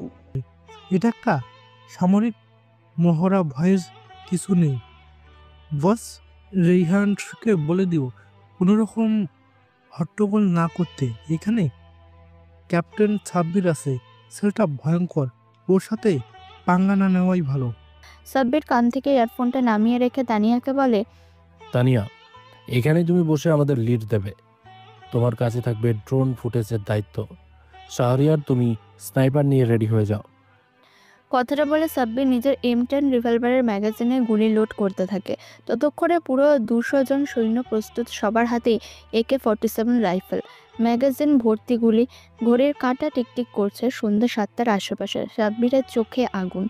ঘড়ির কাঁটা টিকটিক করতে করতে বেজে যায় রাত 2টো। সাব্বির তাকে তানিয়ার দিকে। তানিয়া তাকানোর ভঙ্গি দেখে বলে, ক্যাপ্টেন, সঠিক সময় মিশনে যাওয়ার সবগুলো রেড ডট স্থির হয়ে রয়েছে। সাব্বির মনিটরে রেড ডটগুলো দেখে চোখ সরিয়ে নিতে গিয়ে আবার তাকায় মনিটরে। তীক্ষ্ণ দৃষ্টিতে তাকিয়ে থাকে হাতের আঙুলের ইশারায় সবার থেকে বিচ্ছিন্ন একটা রেড ডট দেখিয়ে বলে, তানিয়া, এটাকে এভাবে সব থেকে নিচে একা আছে? স্যার, মনে হচ্ছে আন্ডারগ্রাউন্ড রুম বন্দি হতে পারে। বুঝেছি। তোমার এখানে 10টা সৈন্য রেখে যাচ্ছে। নিজের নিরাপত্তা নিজে দেখো। আর হ্যাঁ, এই মুহূর্তে সেখানকার সব কমিউনিকেশন সিগন্যাল জ্যামিং করে দাও। ওকে ক্যাপ্টেন। সাব্বির সকল সৈন্যকে ব্লুটুথ ইয়ারফোন লাগিয়ে নিতে বলে নিজেও লাগিয়ে নিয়ে শাহরিয়ারের দিকে তাকিয়ে বলে, শাহরিয়ার, মন দিয়ে কাজ করবে। আমি চাই এক গুলি একটা হেডশট। আমি আমার সর্বোচ্চ চেষ্টা করব। সাব্বির আল্লাহর নাম নিয়ে তীর বেগে ছুটতে শুরু করে এবং ব্লুটুথ ইয়ারফোনে বলতে থাকে, রাতুল, তুমি সহ 50 জন আমার সাথে এসো। ফারহান, তুমি পেছনে চলে যাও। আবির, তুমি বাকি সৈন্য নিয়ে চারপাশে নজর রাখো। কেউ পালাতে নিলেই হাতে পায়ে গুলি করে দেবে। সাব্বির তীর বেগে ছুটে এসে দাঁড়িয়ে পড়ে পাহাড় কেটে বানানো আল্টার রেইন মিলিশিয়া গোষ্ঠী হেডকোয়ার্টারের সামনে। আর এগোনোর পথ নেই, সম্ভব না। লেজার রশ্মির লক। সাব্বির তানিয়াকে বলতেই সেকেন্ডের মধ্যে লক হ্যাক করে ফেলে। সাব্বির মনে মনে মেয়েটার প্রশংসা করে। ডিজিটাল লক তো খুলে গেল, কিন্তু অ্যানালগ খুলবে কি করে? তৎক্ষণাৎ মনে পড়ে লেজার বিমের কথা। সাথে সাথে পায়ের মোজার ভেতর থেকে লেজার বিম বের করে লকের মধ্যে ঢুকিয়ে দেয়। মুহূর্তে লক গলে গিয়ে দরজা একটু খুলে যায়। সাব্বির ওর স্মার্ট হিউম্যান বডি ডিটেকটিভ ওয়াচের দিকে নজর দেয়। কয়েকটা রেড ডট নড়াচড়া করছে, মানে তাদের দিকেই এগিয়ে আসছে। সাব্বির মুচকি এসে আবারও লকের মধ্যে লেজার বিমের নল ঢুকিয়ে গল হাই ভোল্টের রশ্মি বের হওয়ার সুইচে চাপ দিয়ে এলোমেলোভাবে চারপাশ ঘুরিয়ে নিতে থাকে। বেশ কয়েকবার উপর নিচ করে ঘুরিয়ে নেওয়ার পর ঘড়ি স্ক্রিনে তাকায়, রেড ডট নেই। তবুও রাতুলকে স্মোক বোম বের করতে বলে চোখে নাইট ভিশন গগলস পরে নেয়। এতদিনের মতো স্বচ্ছ দেখতে পায় সে। রাতুলকে ইশারা 3, 2, 1, 0 বলার সাথে সাথে একটানা দরজা খুলে ফেলে। রাতুল তো পরপর 10টা স্মোক বোম ছুঁড়ে মারে ভেতরে। বোমগুলো হালকা শব্দে ব্লাস্ট হয়ে চারিদিকে ধোঁয়ায় ভরে ওঠে, আর সেই সুযোগে সাব্বির সকলকে নিয়ে ভেতরে ঢুকে পড়ে। ঘাটিতে ঢোকার পরপরই সাব্বির মেঝের দিকে তাকায়, দ্বিখণ্ডিত দেহ পড়ে আছে। মনে মনে হেসে সাব্বির পেছনে ফিরে তাকাতেই একটা ছুরি এসে লাগে ওর ডান হাতে। দ্রুত নিজেকে মাটিতে ফেলে দেয় আর লেজার বিম দিয়ে লোকটার মাথা বরাবর টান দেয়। নিমেষে শেষ, লোকটার দ্বিখণ্ডিত দেহ মেঝের ওপর পড়ে যায়। ততক্ষণে রাতুল ছুটে এসে সাব্বিরকে ধরেছে। রাতুল চাপার স্বর, ক্যাপ্টেন সুস্থ আছেন? Doctor Robin, come first. Doctor Robin দ্রুত ছুটে এসে সাব্বিরের হাতটা ব্যান্ডেজ করে দেয়। এমন সময় বয়স্ক কারো গলার আওয়াজ শুনতে পায় ও। কণ্ঠটা পরিচিত মনে হয় সাব্বিরের। হ্যাঁ, এটা রেইনহার্ডের গলা। রোবট, এই রোবট ঘটিয়ে এত ধোয়া কেন? কিজো টিটো, তেরা কোথায়? কারো আওয়াজ না পেয়ে হুঙ্কার করতে যাবে, তার আগে মাথা ঠান্ডা কিছু স্পর্শ করায় চমকে ওঠে সে। থরথর করে কাঁপতে কাঁপতে বলে, কে? রোবট, মজা করছিস আমার সাথে? সাব্বির তেজি কণ্ঠে বলে, তোর বাবা আমি, ক্যাপ্টেন সাব্বির। কথাটা শেষ করার পরপরই সাব্বির কোষে লাথি মারে রেইনহার্ডকে। 60 বছর বয়সে রেইনহার্ড লাথি খেয়ে দূরে ছিটকে পড়ে। রাতুল আবির গিয়ে রেইনহার্ডকে তুলে হ্যান্ডকাফ পরিয়ে দেয়। দুটো চেয়ারের সামনে মুখোমুখি বসে আছে সাব্বির আর বিজ্ঞানী রেইনহার্ড। সাব্বিরের হাতে লেজার বিম। রেইনহার্ড স্কটল্যান্ডের বিখ্যাত বায়োকেমিস্ট্রি বিজ্ঞানী। তুমি বাংলাদেশে কি করছো? বলবো না। তোকে বলতেই হবে। সময় নষ্ট করিস না। যত সময় নষ্ট করবি তত তোর শাস্তি বাড়বে। তোর এই শরীরে ওসব শাস্তি সইবে না রে। তোকে সব বলবো যদি তুই এই সব পশুকে শেষ করে ফেলতে পারিস তবেই। এই তো ভালো বুদ্ধি। দ্রুত মুখ খুলে ফেল। বল, কি জিজ্ঞেস করবি? এই গোপন ঘাটিতে কে কে বন্দী আছে? একজন বান্দি আছে। সে নিশ্চিতই বাংলাদেশের বিখ্যাত বিজ্ঞানী doctor Amjad Hossain, biochemical soul control ড্রাগের আবিষ্কারক। সে কোথায় আছে? হ্যাঁ, সে আমার ল্যাবের হিমঘরে পাশের কক্ষে বন্দি আছে। রাতুলকে ইশারা করে সাব্বির। রাতুল সহ 25 জন সৈন্য সাবধানে এগিয়ে যায় এবং একটু পর পাঁজাপোলা করে নিয়ে আসে একজন বয়স্ক লোককে। লোকটার অবস্থা প্রচন্ড বাজে, মনে হয় শরীরে একটুও মাংস নেই। তোরা লোকটাকে খেতে দিসনি? রেইনহার্ড বিদ্রুপের স্বরে বলে, না, শয়তানটাকে 3 বছরে শত কষ্ট দিয়েও তৈরি করার ড্রাগসটা বানানো আমি শিখতে পারিনি। শয়তান আমাকে শেখায়নি। কতবার যে ইলেকট্রনিক শট, কতবার না কয়দার পিটিয়েছি, তবুও আমি শিখতে পারিনি। রেইনহার্ডের কথা বিজ্ঞানী ডক্টর আমজাদ হোসেন মুচকি হেসে বলেন, দেশের সবচেয়ে বড় ক্ষতি আমি করেছি এমন একটা ভয়ঙ্কর আবিষ্কার করে। আর সেই আবিষ্কার তোদের মতন শয়তানকে শিখিয়ে আর কোনো পাপ আমি করতে চাই না। ধন্যবাদ আপনাকে ডক্টর আমজাদ হোসেন স্যার। চলুন যাওয়া যাক। সাব্বির ওয়াকি টকিতে শাহরিয়ার আর তানিয়াকে বলে, হেডকোয়ার্টার মিশন সাকসেসফুল।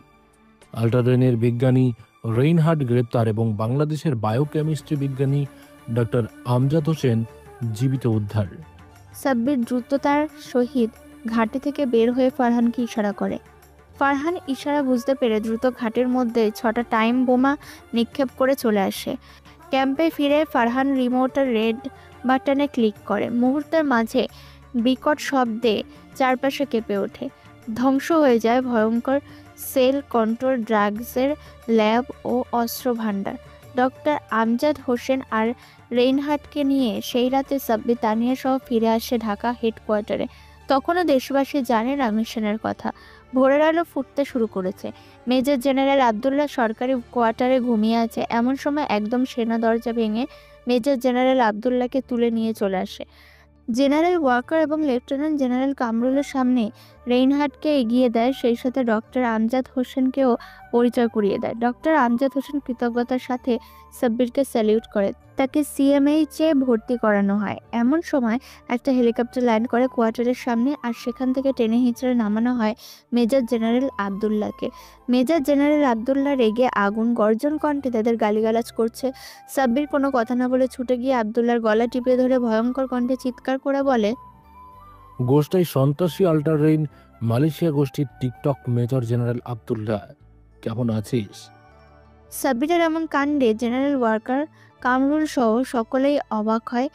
সংবাদকর্মীরা তাদের ক্যামেরা ফোকাস করে। জেনারেল ওয়াকার খানিকটা কড়া কণ্ঠে বলে, এসব কি ভাবি?